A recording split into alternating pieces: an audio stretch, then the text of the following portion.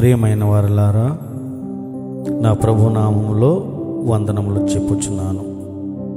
ప్రియమైన వారలారా, ప్రతి మనిషికి కూడా తాను జీవితంలో గొప్ప స్థాయికి చేరాలని దానికి సంబంధించిన ప్రణాళికలు రూపొందించుకొని ఏదో ఒక ఆధారం చేసుకుని జీవించుతారు.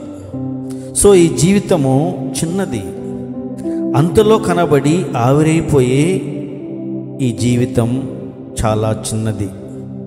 మనిషి ఈ దేహమును విడిచితే ఇంకొక జీవితం ఉంది. ఆ జీవితానికి ముగింపు ఉండదు. ఆ జీవితాన్ని గురించి ఈరోజు మనం ఆలోచించుదాం. శరీరంలో ఉన్నప్పుడే ముగింపు లేని జీవితాల గురించి ఆలోచించాలి. మొదటిది నిత్యాగ్ని దండనకు వెళ్ళే జీవితం, రెండవది నిత్య జీవమునకు వెళ్ళే జీవితం.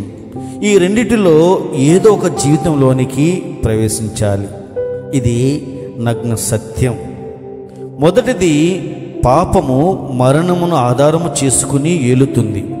మనుషులను మరణము తన వశపరుచుకుని పాపము చేయించి వారిని నిత్య అగ్నిదండనకు అప్పగించాలని అనుకుని పాపము మరణము ఆధారము చేసుకుని ఏలుతుంది.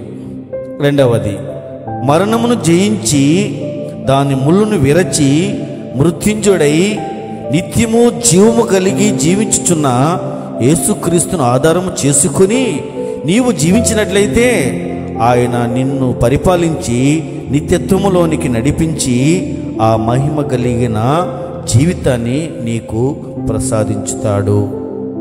ఆమేన్, ఆమేన్, ఆమేన్.